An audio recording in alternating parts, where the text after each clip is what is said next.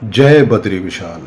लेकिन वारिस पठान जी ये सवाल बीबीसी की डॉक्यूमेंट्री पे आपके जहन में क्यों नहीं आया? आधार पे बनाई गई है या फिक्शन है या फैक्ट, ये भी नहीं पता है। इसका प्रमोशन विश्व का सबसे बड़ा डेमोक्रेटिक कंट्री कहने वाला हमारा देश का प्रधानमंत्री कर रहे हैं। आईएसआईएस को डिफेंड करने के लिए एआईएमएम आ गया, ममता जी की पार्टी के लोग आ गए, और मुझे लगता है कि हर एक मुद्दे में हमारे जो साथी अनुराग भदौरिया बैठे हैं वो भी आईएसआईएस को डिफेंड करेंगे, क्योंकि पूरी प्रमोशन के लिए अब शायद मोदी और योगी को कपिल शर्मा के शो का भी सहारा लेना पड़ेगा, क्योंकि हर प्रोड्यूसर डायरेक्टर वहां चला जाता है अपना स्टार कास्ट को लेके। तो स्वागत है आप सभी का हमारे यूट्यूब चैनल पोकी पहाड़ी में। आज की debate the Kerala story film के ऊपर पक्ष और विपक्ष के बीच में है, जिसमें विपक्ष के एआईएमआईएम के प्रवक्ता वारिस पठान अपने बेसिर पैर के तर्कों से इसका विरोध करते नजर आए, जिनकी बीजेपी प्रवक्ता व एंकर ने खूब क्लास लगाई है। वीडियो को अंत तक जरूर देखें और अगर चैनल को सब्सक्राइब नहीं किया है तो इसे सब्सक्राइब भी जरूर कर दें। धन्यवाद। क्या चल रहा है शमशेर सिंह जी? देखते जाओ बस। पूरी तरह से रियल स्टोरी पर उन्होंने कहा सच्ची घटनाओं से प्रेरित है। अब उसमें आपको क्या टेंशन होने लगी? और दूसरा सवाल मेरा कि आप लोग मिलकर सारे नेता ये सर्टिफिकेशन बोर्ड सीबीएफसी बंद क्यों नहीं कर देते? आप ही लोग तय करिए, कैबिनेट में डिसाइड करिए, भाई हमारे राज्य में दिखानी है नहीं दिखानी है। आप अभिव्यक्ति की आजादी चाहते हैं बीबीसी डॉक्यूमेंट्री में, लेकिन अभिव्यक्ति की आजादी केरला स्टोरी में नहीं चाहते। ये कौन सा मापदंड है आपका? वारिस पठान आज देश को समझा ही दीजिए।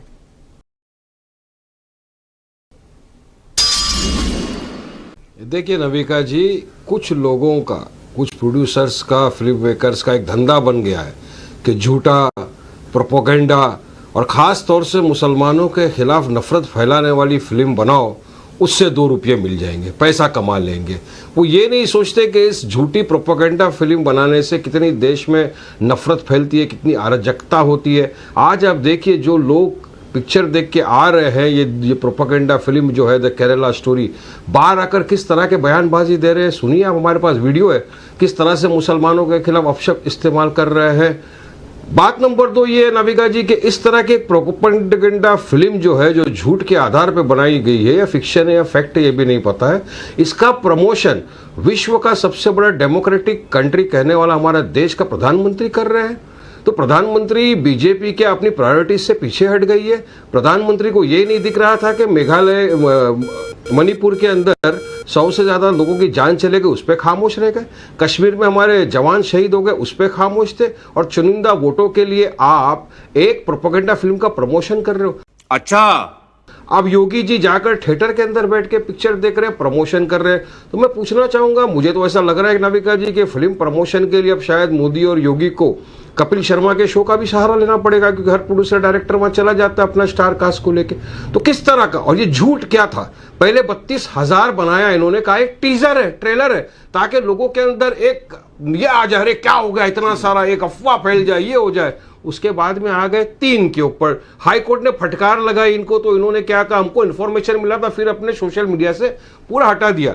मैं एक बात बताना चाहूंगा नविका जी, आपके चैनल के माध्यम से तमाम देशवासियों को। एक यूट्यूबर है, उसका नाम बता देता हूं, ध्रुव राठी करके, उसने पूरी द रियल केरला स्टोरी है उसके ऊपर एक फैक्ट बना के पूरा वीडियो निकाला है। आप उसको एक मरतबा सुन लेंगे तो आपको रियल पिक्चर केरला का पता चल जाएगा। उसने बताया है, यूएस का स्टैटिस्टिक डेटा है जो बताता है कि सिर्फ 66 नॉन फाइटर्स आईएसआईएस में गए थे 2000। मैं जो मामला कोर्ट में नहीं है, मैं किसी यूट्यूबर को की सर्टिफिकेशन के लिए यहाँ नहीं बैठी हूँ। लेकिन वारिस पठान जी ये सवाल बीबीसी की डॉक्यूमेंट्री पे आपके जहन में क्यों नहीं आया? मेरा तो इतना सा ही सवाल है कि बीबीसी की डॉक्यूमेंट्री पर ऐसा सवाल आपके दिमाग में क्यों नहीं आता है? लेकिन आपका 60 सेकंड खत्म हुआ और अब शलभ मनी त्रिपाठी जी, आप जवाब दे दीजिए। आप जवाब दे दीजिए कि आप आपके चैनल में 10 सेकंड मुझे मिल जाएगा तो कौन सा आसमान पड़ेगा? अच्छा चलिए, क्या सवाल है? 10 सेकंड और दे दो, ले लीजिए सर, ले लीजिए। परजानिया फिल्म को गुजरात के अंदर क्यों बैंड किया था ये लोगों ने? बीबीसी की जो डॉक्यूमेंट्री जो दिखाता था 2020 का प्रोग्राम गुजरात में जो हुआ मुसलमानों का नरसंहार, जिसका मेन सुपरस्टार कौन था, उस फिल्म पे क्यों बैंड लगा दिया? जब सबको देखने का अधिकार है तो वो फिल्म भी देखना चाहिए देश के लोगों को, उसको क्यों नहीं दिखाया? उनको तो आपने उस पर भी सुप्रीम कोर्ट ने कहा था, सुप्रीम कोर्ट ने उस पर भी कहा, सुप्रीम कोर्ट ने केरला स्टोरी पर भी कहा, लेकिन आपको भी तो कभी कभी दर्द होता है। बीबीसी डॉक्यूमेंट्री पर नहीं होता, केरला स्टोरी पर होता है। अब शलम मणि त्रिपाठी जी आपको जवाब देंगे। शलम मणि, प्रोपेगेंडा कैसा फैलाते हैं? नाविका जी देखिए, बड़ी अच्छी बात है कि ये फिल्म मैंने भी देखी है। सुन लीजिए, नहीं बोलने दीजिए, ऐसे बात नहीं हो पाएगी, आप मेरा वक्त जाया मत करिए। नाविका जी ये फिल्म मैंने भी देखी है। उस फिल्म में मुझे लगता है कि जो इल्जाम है वो इल्जाम आईएसआईएस के लोगों के ऊपर है, आईएसआईएस के आतंकवादियों के ऊपर है, आईएसआईएस के जो चरमपंथी उनके ऊपर है। लेकिन मैं तो हतप्रभ हूं कि आपकी जो डिबेट चल रही है उसमें आप आईएसआईएस के किसी प्रवक्ता को तो नहीं ढूंढ पाए, लेकिन देखिए आईएसआईएस को डिफेंड करने के लिए एआईएमएम आ गया, ममता जी की पार्टी के लोग आ गए, और मुझे लगता है कि हरे कुर्ते में हमारे जो साथी अनुराग भदौरिया बैठे हैं वो भी आईएसआईएस को डिफेंड करेंगे, क्योंकि पूरी स्टोरी तो आईएसआईएस को लेकर है, उनके चरमपंथियों को लेकर है। और आप 30,000 की बात करते हैं, किसको नहीं पता कि ये घटना 50,000 से ऊपर हो चुकी है। इसको लेकर केरल हाईकोर्ट तक ने वहां चिंता व्यक्त की है, तमाम सारे जो सुरक्षा के क्षेत्र से जुड़े लोग हैं उन्होंने चिंता व्यक्त की है। किसको नहीं पता है कि चाउमीन का ठेला चलाने वाले का मुकदमा सुप्रीम कोर्ट और हाई कोर्ट में 10-10 लाख के वकील लड़ते हैं, उनका पैसा क्या वारिस पठान भेजते हैं या उनका पैसा ममता दीदी भेजती हैं? उनका पैसा कहां से आता है? इस सब करने वालों का पैसा, ये सबको हर किसी को पता है, चाहे उत्तर प्रदेश रहा हो, चाहे वो बंगाल रहा हो, चाहे वो केरला रहा हो। उत्तर प्रदेश में माननीय योगी जी ने कड़ा कानून बनाया और कानून बनने के बाद से अब तक 500 से ज्यादा गिरफ्तारियां हो चुकी है। इससे बड़ा प्रमाण क्या चाहिए कि लव जिहाद हो रहा है? और ये बात सिर्फ हिंदू मुसलमान की नहीं है, शिया जो लड़कियां हैं उनके साथ किस तरह का अत्याचार हो रहा है। आप देखिए वीडियो वायरल है, वीडियो पे किस तरह के पुराने वीडियो पड़े हुए हैं जिसमें वो कहते हैं कि हमें नीली आंखों वाली लड़की चाहिए, उसके बदले हम पिस्टल देंगे।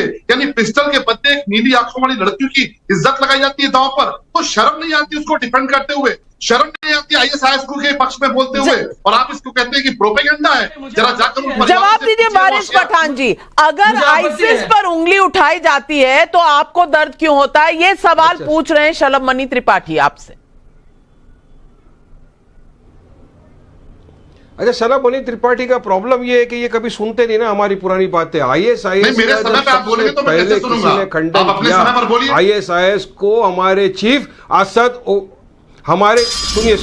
हमारे चीफ बैरिस्टर असदुद्दीन ओवैसी साहब ने आईएसआईएस के बगदादी को जहन्नुम का कुत्ता कहा था, हेल ऑफ डॉग कहा था। हम तो सबसे पहले वो लोग थे जिन्होंने हर किस्म की टेररिस्ट और टेररिज्म एक्टिविटी का खंडन किया था। आप उसको क्यों नहीं याद दिलाते?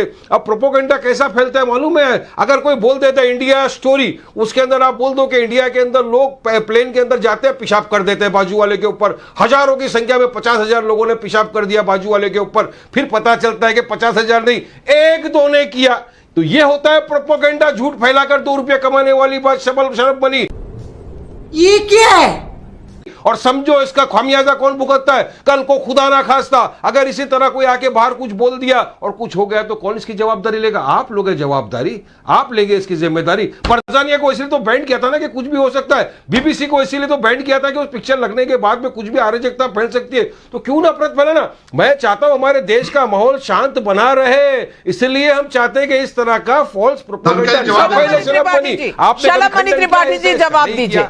हम तो परजानिया पर आपका रवैया अलग और केरला स्टोरी पर अलग क्यों, ये सवाल है। देखिए, आप जो कह रहे हैं शांति बनी रहे, हम भी शांति के पक्षधर हैं, लेकिन लड़कियों को निशाना बनाकर, मासूम बहनों को निशाना बनाकर अगर कुछ हो रहा है तो उसको देश के सामने आने दीजिए। उससे आप घबराते क्यों हैं? कश्मीर पर कोई फिल्म बनती है तो वारिस पठान परेशान हो जाते हैं, कश्मीर के टेररिज्म पे बन जाए, कश्मीर में जिस तरह से कन्वर्जन हुआ उसको लेकर बन जाए, या केरला की स्टोरी को लेकर बन जाए जिसको लेकर वहां की जो एक्स चीफ मिनिस्टर, बोलने दीजिए नहीं नाविका, जिस तरह बात वहां के एक्स चीफ मिनिस्टर ने अगर कुछ कहा, मैं भी फिर बोलने दूंगा। देखिए, मैं भी फिर बोलने दूंगा, फिर आपका वक्त जाया जाए। मुझे बोलने दीजिए। आप इतना विचलित क्यों होते हैं? लव जिहाद की कहानी अगर सामने आती है, चाहे वो शिया लड़कियां नहीं हो, चाहे हिंदू लड़कियां नहीं हो, चाहे क्रिश्चियन लड़कियां नहीं हो, चाहे वो सिख परिवारों की बहनें रही हो, अगर उनके साथ इस तरह का वहशियाना हरकत हो रही है और घटनाएं सामने आ रही, तो आपको तड़प क्यों होती है? आप परेशान क्यों होते हैं? क्या आईएसआईएस क्या प्रवक्ता है क्या? या आईएसआईएस का जो फंड चल रहा है वहां से तो तमाम जो है इंटरनेट के जरिए लोगों तक पहुंच रहा है कि आपको भी माना जाए? आप जिस यूट्यूबर की बात कर रहे हैं, जरा उसका यूट्यूबर आप देखिएगा और उसके अंदर वो कहता है बहुत बड़ी संख्या में कन्वर्जन बोलने दीजिए, उस बहुत बड़ी संख्या में वो कहता है कि शादियां हुई हैं, गैर धार्मिक शादियां हुई हैं, लेकिन वो कहता है इसके पीछे कारण ये नहीं स्टैब्लिश नहीं हो पाया। तो जब पूरा का पूरा तंत्र इन घटनाओं को दबाने के लिए बैठा था केरला के भीतर, तो कहां से स्टैब्लिश होगा? जब थाने के भीतर लव जिहाद के मुकदमे नहीं लिखे जाते थे, जब थानों के भीतर इस तरह का काम करने वालों को प्रश्रय दिया जाता था। वारिस पठान जी, मेरा एक ही सवाल है आपसे। वारिस पठान जी, मेरा एक ही सवाल है आपसे। आपने केरला स्टोरी फिल्म देखी है, हाँ या ना? हाँ या ना? आपने देखा क्या? आपने देखी है कि नहीं? आपने देखा? वारिस पठान जी, जर्नलिस्ट मैं हूं, आप पॉलिटिशियन हैं, सवाल मैं आपसे पूछ रही हूं, मुझे बता दीजिए। पब्लिक सवाल आपसे पूछ रही है, आपने द केरला स्टोरी देखी है, यस और नो, हाँ या ना? नहीं। बड़ा सरल सा सवाल पूछा है। 3 घंटा फुजूल झूठी प्रोपोगेंडा पिक्चर पे पैसा लुटाने का कोई ये नहीं है। मैं ऐसी 3rd grade C grade propaganda करूंगा, मगर लिफाफा देख के अंदर का मजबूत पढ़ लेते हैं हम लोग। देखा है, चिट्ठी देखी नहीं और प्रोपोगेंडा भी पता चल गया, ये भी पता चल गया कि देश के मुसलमानों के खिलाफ है। अनुराग भदौरिया, मैंने आज देश के सामने ये तय हो गया कि वारिस पठान जी इतना लड़ रहे हैं जिस फिल्म के लिए, वो फिल्म उन्होंने देखी ही नहीं। उसको कह रहे हैं प्रोपोगेंडा फिल्म, उसको कह रहे हैं फिल्म जो इस देश में हेट फैलाएगा, इस देश में द्वेष फैलाएगा। वो फिल्म उन्होंने देखी नहीं है, बस लेक्चर दे रहे हैं देश को। अलबत्ता और फिल्म 3 घंटे की नहीं है, मैं आपको बताना चाहती हूं 2 घंटे 18 मिनट की फिल्म है। अगर आप चाहें तो 2 घंटे 18 मिनट की फिल्म देख लें, उसके बाद उस पर टिप्पणी करें तो शायद देश आपकी बात मानने को तैयार हो जाएगा। भाई मजा आया।